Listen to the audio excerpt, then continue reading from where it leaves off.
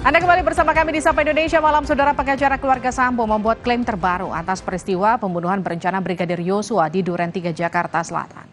Kita lihat, menurut pengacara keluarga Sambo, Febri Diansyah, tidak ada perintah penembakan kepada Yosua dari Verdi Sambo kepada Richard Eliezer. Pengacara mengklaim Sambo hanya menyebut hajar cat, namun menurut pengacara Sambo, Richard justru menembak Brigadir Yosua. Namun menurut pengacara Richard Eliezer, Muhammad Burhanuddin menyebut kliennya terpaksa menembak Brigadir Yosua karena tekanan atasannya Verdi Sambo saat itu. Menurut Richard, ada perintah tembak dengan ucapan tembak, tembak, tembak. Apakah klaim terbaru ini merupakan jurus Sambo menghadapi dakwaan yang sidangnya akan dimulai pekan depan? Lebih lengkap kita akan bahas usai informasi ini.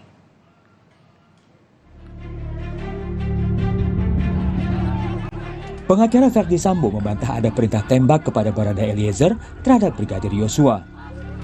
Pengacara keluarga Verdi Sambo, Febri Diansyah, menyatakan yang dilakukan Verdi Sambo saat itu hanya meminta untuk menghajar Yosua. Bahkan skenario untuk menembak dinding seolah-olah terjadi penembakan untuk menyelamatkan Barada Eliezer. Dan memang ada perintah FS pada saat itu yang dari berkas yang kami dapatkan, itu perintahnya adalah hajar cat. Namun yang terjadi adalah penembakan pada saat itu. FS kemudian panik dan memerintahkan ADC, jadi sempat memerintahkan ADC untuk memanggil ambulan. Waktu itu mengambil senjata J yang ada di pinggang dan kemudian FS menembak ke arah dinding di rumah Duren 3 seolah-olah ada tembak menembak. Inilah yang kemudian kita kenal atau kita ketahui dengan skenario tembak menembak yang tujuannya pada saat itu adalah untuk menyelamatkan RE yang diduga melakukan penembakan sebelumnya, dan juga tujuannya pada saat itu adalah seolah-olah memang terjadi tembak-menembak. Pernyataan pengacara Verdi Sambo langsung dibantah pengacara Barada Eliezer, Roni Talapesi. Pengacara Eliezer menegaskan perintah yang disampaikan Verdi Sambo adalah perintah penembakan. Bahwa berdasarkan keterangan dari klien saya yang sudah dituangkan dalam BAP yang mengungkap kronologis dan fakta, bahwa yang disampaikan bukan hajar. Perlu kita garis bawahi, ini adalah perintah melakukan penembakan. Mengingat bahwa klien saya ini tidak ada masalah dengan korban. Jadi perintah itu karena di bawah kuasa. Tadi sudah disampaikan ya bahwa ada perintah. Nah, klien saya sebagai pangkat yang paling terendah, sebagai barada, di bawah kuasa, tidak punya pilihan, tidak bisa berpikir lebih jauh, di bawah tekanan. Akhirnya kan perintah itu bukan perintah hajar. Emang ini apa namanya seperti ini. Nah, nanti kita buktikan lah di pengadilan. Baik, berarti menurut Anda, dalam kronologi penembakan Yosua yang dirilis Polri digambarkan ada pernyataan Sambo yang melontarkan kemarahan pada Yosua sebelum terjadinya penembakan. Dari rekonstruksi ini, ada perintah Verdi Sambo pada Eliezer untuk menembak Yosua. Tak lama setelah Eliezer menembak Yosua, Verdi Sambo menembak ke arah tangga yang diduga sebagai alibi terjadi tembak-menembak. Sementara itu, Indonesian Police Watch menilai dakwaan yang disiapkan jaksa dalam kasus pembunuhan Yosua ada potensi Verdi Sambo akan lepas dari jerat pasal pembunuhan berencana.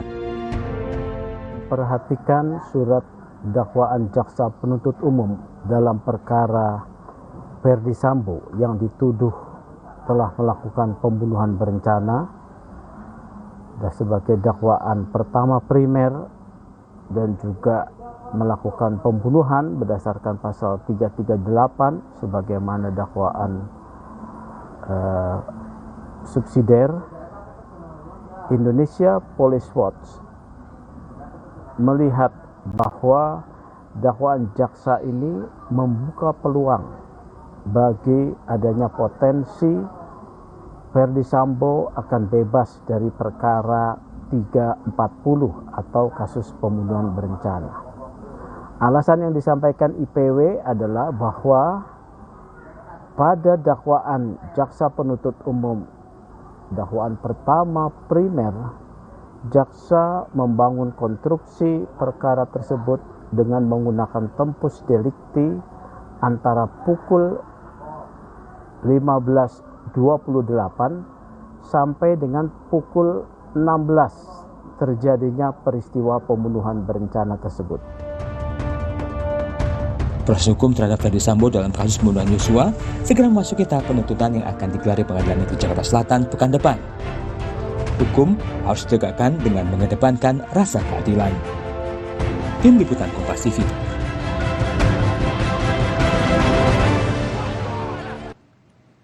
Saudara pengacara Ferdi Sambo mengklaim Ferdi Sambo tak memberi perintah tembak pada Barada Eliezer dalam pembunuhan Yosua.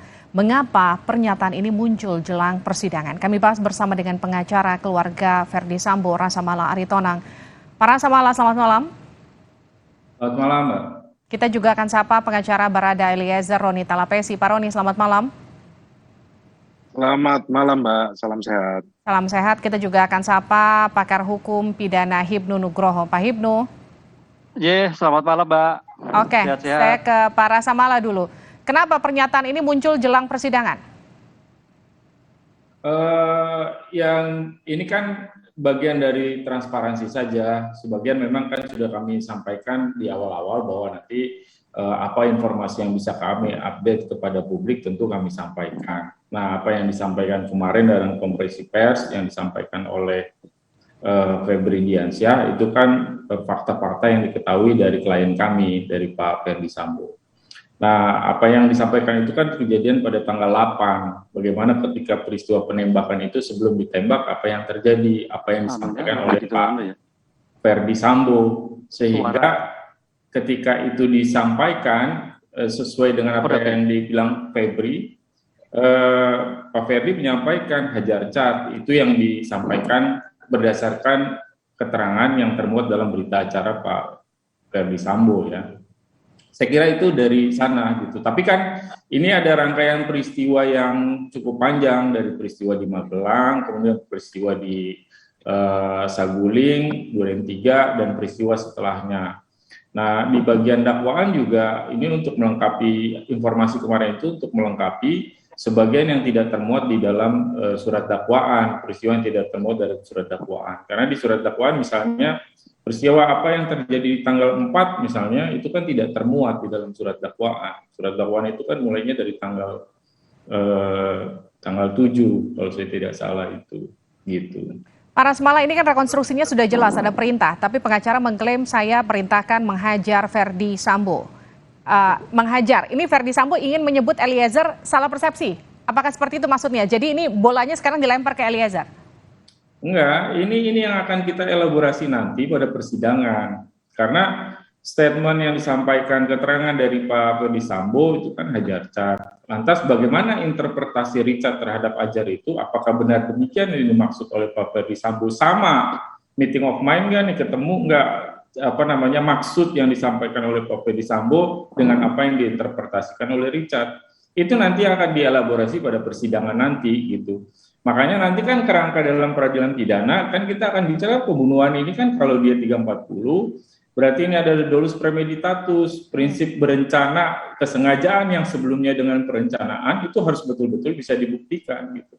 Jadi kesengajaannya harus sama nih dari semua pelaku, bisa dibuktikan bahwa punya meeting of mind yang sama terhadap perencanaan tersebut. Itu yang terutama nanti mesti dibuktikan dalam kerangka dolus premeditatus, dalam rangka konstruksi delik perencanaan gitu. Saya ke Pak Roni. Pak Roni, jadi hajar cat atau tembak cat, tembak, paling tidak itu yang beredar di publik. Yang betul yang mana? Versi Eliezer? Iya, Mbak. Yang dari keterangan saya, klien saya menyampaikan bahwa perintahnya adalah perintah tembak. Jadi jelas clear suaranya, tembak. Iya, narasinya tembak, bukan hajar ya? Bukan hajar. Nah, ini kan sebenarnya kita nggak kaget karena kan waktu rekonstruksi juga kan dari saudara FS membantah apa yang disampaikan oleh klien saya, kan silakan saja, itu haknya dari tersangka kan, nanti kita uji di pengadilan kan.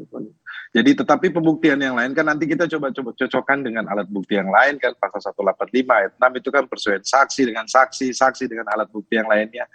Pastinya begini yang perlu kita sampaikan, bahwa klien saya konsisten sampaikan fakta yang terjadi karena klien saya merupakan saksi kunci atau saksi yang mahkota yang membuka terang kasus ini. Seperti itu, Mbak. Tapi kemarin di konvers, Febri Diansyah juga menyebut soal bagaimana klien Anda yang berubah-ubah statement, yang dikatakan bahwa GC tidak boleh berubah-ubah. Apa respon Anda soal itu? Saya pikir mengenai GC ini, Justice Collaborator, ketika diterimanya status sebagai GC itu ada syarat yang sangat ketat oleh Lembaga Perlindungan Saksi dan Korban. Mereka melakukan asesmen, mereka menguji keterangan dari juga pun calon dari GC ini. Karena dalam proses ini kan klien saya konsisten, mereka mengikuti. Kalau kita flashback, begini loh, klien saya ini yang mengungkap, akhirnya terbukalah apa yang terjadi, diikuti dengan alat bukti yang lain, kemudian keterangan saksi yang lain berubah juga mengikuti. Nah, itu nanti detailnya kita buka di pengadilan, seperti itu Mbak. Oke, tapi kemudian juga disebutkan oleh Febri Diansyah kemarin di konferensi persnya, GC tidak boleh memberi statement yang berisikan untuk menyelamatkan diri sendiri. Bukan, kita harus pahami bahwa GC itu bukan untuk keadilan, tetapi GC itu adalah mengungkap kebenaran. Filosofi dari Undang-Undang Perlindungan Saksi dan Korban, ketika salah satu pelaku membuka dan menyampaikan apa yang terjadi, kemudian bekerja sama penyidik, kemudian nanti bekerja sama penuntut, menyampaikan di pengadilan. Nah, harusnya ini kan menjadi pertimbangan gitu loh. Bukan karena klien saya tidak berkata jujur. Nah, dalam proses ini kan didampingi LPSK sudah sama seperti itu, Pak. Lalu apa yang Anda tangkap dari klaim pengacara Verdi Sambo soal tak ada perintah tembak? Ya, kami tetap konsisten bahwa klien saya sampaikan adalah perintah tembak. Nah, kalau seandainya dari rekan-rekan tim penasihat hukum dari saudara FS sampaikan berbeda, ya nanti kita uji di pengadilan gitu. Ya kan? Oke, saya ke Pak Hipnu. Pak Hipnu, bagaimana Anda membaca ada dua pernyataan berbeda? Bagaimana kemudian jaksa bisa membuktikan mana yang akurat, mana yang tidak? Ya, terima kasih. Kita harus kembali pada teori pembuktian, bahwa di sana ada alat bukti yang terakhir adalah keterangan terdakwa. Keterangan terdakwa itu bisa pengakuan, bisa pengingkaran, Mbak. Lah, kondisi yang sekarang sudah masuk mau persidangan, sudah hal yang biasa, masing-masing terdakwa selalu berbuat untuk bagaimana meringankannya. Makanya tidak heran nanti seandainya ada suatu keterangan-keterangan yang tidak selaras, itu sudah biasa. Sekarang pertanyaannya, ketika keterangan-keterangan tidak selaras tadi itu didukung dengan bukti atau tidak? Nah, ini karena suatu bukti tadi dikatakan itu mempunyai nilai apabila berkaitan antara bukti satu dengan bukti yang lain, kan begitu. Kemudian dari CCTV bagaimana, kan gitu loh. Lah inilah yang sampaikan. Sehingga nggak aneh begitu masuk persidangan. Saya kliennya Pak Rasamala ini yang menjadikan tumpuan, seolah-olah nanti yang Pak PS yang menjadi topik utamanya gitu, sehingga semua mencari adanya suatu pembenaran. Tapi demikian juga Pak PS juga nggak mau sebagai tanda petik sebagai bentuk suatu aktor, tapi juga ada peran-peran yang lain. Lah disinilah yang timbul menilai suatu pembuktian itu tidak ada suatu bukti yang berdiri sendiri, suatu bukti mempunyai nilai apabila berkait dengan bukti satu dengan bukti yang lain. Dengan demikian, konsep keterangan terdakwa yang ada di dalam pasal 184 KUHP itu bisa pengakuan, bisa pengingkaran. Lah, hal yang sekarang mulainya ada suatu pengingkaran. Disinilah nanti para penasihat hukum, kemudian jaksa, selalu bagaimana mengkonstruksi perbuatan yang terjadi. Bagaimana pada waktu pembuktian, bagaimana rekonstruksinya. Ini yang dilihat. Sehingga dalam hal ini nanti hakim akan melihat sejauh mana keterangan yang di FSI betul tidak. Demikian juga R begitu Mbak. Yang harus kita nanti adalah persesuaian antara bukti satu dengan bukti yang lain.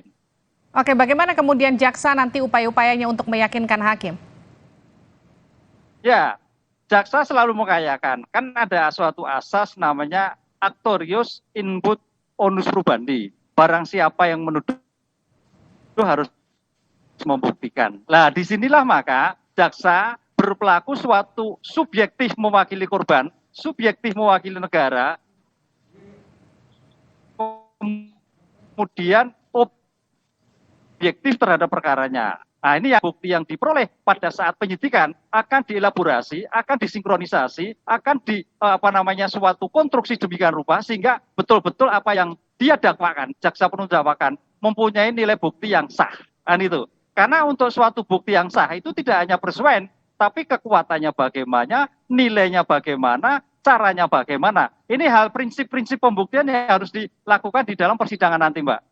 Oke, seberapa penting kemudian motif itu juga akan diungkap dalam persidangan nanti?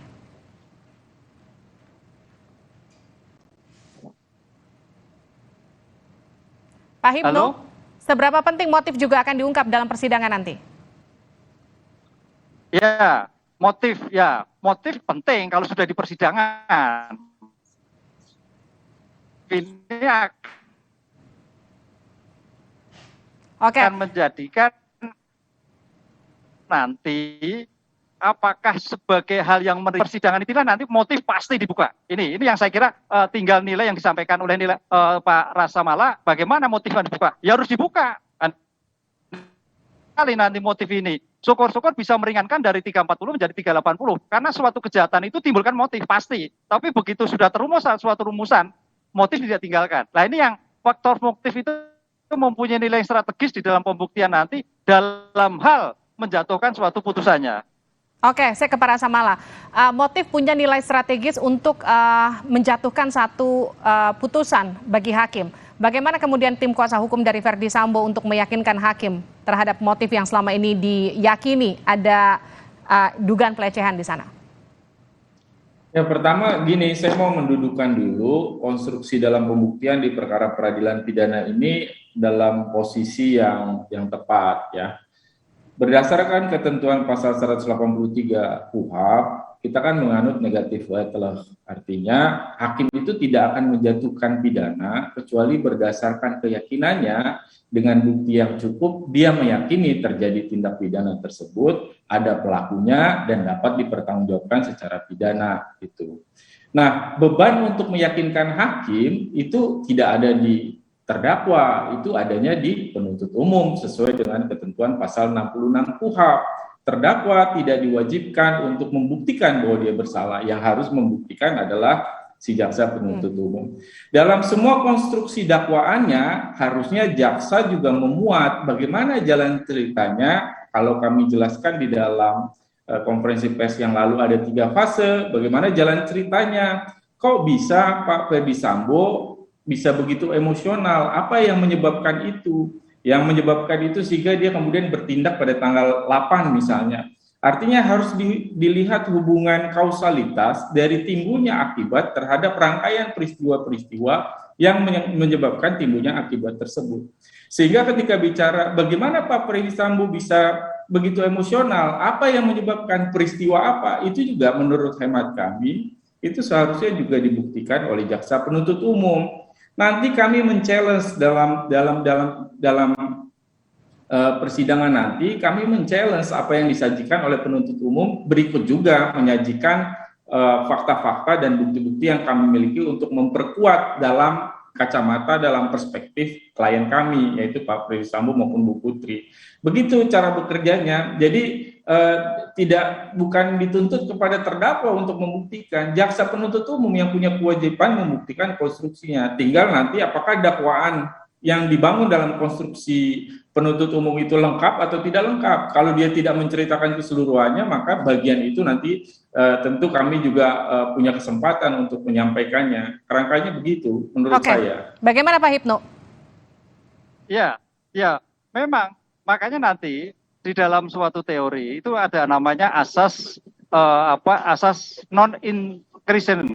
Ya, asas non-incretion artinya bahwa seorang tersangka itu terdakwa itu tidak dibebani pembuktian, kan begitu Pak. Tapi artinya walaupun tidak dibebani pembuktian, tersangka terdakwa itu kan bisa mengajukan kesaksian yang meringankan, kan itu loh. Ataupun suatu hal keterangan-keterangan yang bisa membantah. Karena ingat ya, namanya suatu persidangan itu adalah suatu bentuk pengujian tentang bukti, pengujian tentang suatu keterangan, kan itu loh. Makanya dalam hal seperti ini di dalam persidangan pun bisa juga nanti ada keterangan yang dicabut, bisa juga ada keterangan yang diralat, kan itu. Dengan demikian konsekuensi dari pembuktian-pembuktian ini merupakan suatu yang betul-betul dicermati dan penasihat hukum juga mencermati, sehingga apa yang dicari dalam suatu teori pembuktian mencari kebenaran material itu betul-betul akan ditemukan. Kan itu Mbak, caranya seperti itu. Oke, saya mau ke Roni. Bung Roni, kalau kita bicara soal posisi Eliezer yang akan menjadi saksi kunci atau saksi mahkota di persidangan nanti, seberapa yakin Anda, klien Anda nanti tidak akan berubah lagi kesaksiannya di persidangan? Ya, perlu kita sampaikan kepada publik, tidak usah ragu bahwa klien saya tetap akan konsisten menyampaikan apa yang diketahui dia dan yang sudah dituangkan dalam berita acara pemeriksaan ya. Dan kita prinsipnya adalah kooperatif, tetapi memang kalau apabila memang yang disampaikan oleh tim penasihat hukum rekan-rekan saya, Mas Febri dulu, makanya saya hari ini klarifikasi juga kan, maksudnya kita bersabar lah, kita tunggu sampai di persidangan, kemudian kita sama-sama uji sesuai dengan hukum acara, kemudian dengan alat bukti yang lainnya kan. Tapi dalam hal ini perlu kita sampaikan bahwa klien saya siap untuk menghadapi persidangan, seperti itu Mbak. Oke, sesiap itukah juga Verdi Sambo dan juga Putri Chandrawati? Pak Rasa Mala? Ya tentu ini kan bukan soal siap tidak siap, karena pada waktunya hari Senin nanti kan persidangan dimulai dan semua terdakwa tentu harus siap. Hanya memang begini, itu yang kemarin kami soroti, memang kan kita juga mendorong bahwa ini karena ada keterangan justice collaborator, Richard sebagai justice collaborator, tentu tadi disinggung juga sama Prof. Ibnu soal perolehan bukti. Artinya apakah ini kan soal admissibility evidence, perolehan alat bukti yang dianggap sah. Nah, apakah keterangan-keterangan itu diperoleh dengan cara-cara yang sah, itu kan mempengaruhi nilai alat bukti itu sendiri.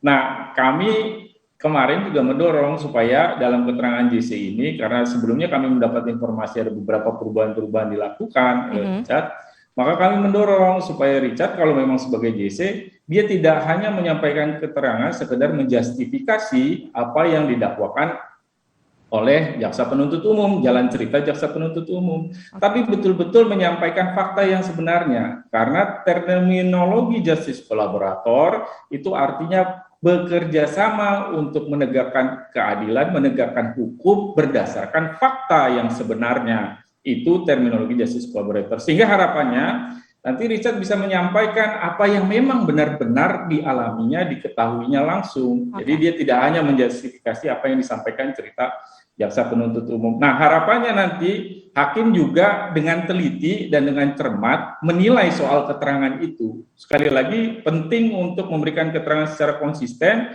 karena nanti akan dikonfrontir dengan saksi-saksi dan terdakwa lainnya. Baik. Kalau kemudian tidak konsisten, justru saya khawatir itu akan merugikan mereka yang memberikan keterangan secara tidak konsisten dan tidak benar itu. Saya kira itu poinnya, prinsipnya semua terdakwa tentu harus siap untuk menghadapi persidangan nanti, termasuk Pak Verdi Sambo juga Bu Putri, saya pikir. Kita nantikan nanti ada kejutan apa di persidangan perdana yang akan digelar awal pekan depan. Terima kasih Pak Rasa Mala, terima kasih Pak Roni dan juga Pak Hipnu di Sapa Indonesia Malam. Saudara, Presiden Joko Widodo menyebut ada rencana perombakan kabinet setelah Partai Nasdem mengusung Anies Baswedan sebagai bakal calon presiden 2024. Apakah reshuffle harus dilakukan? Kita bahas usai jeda.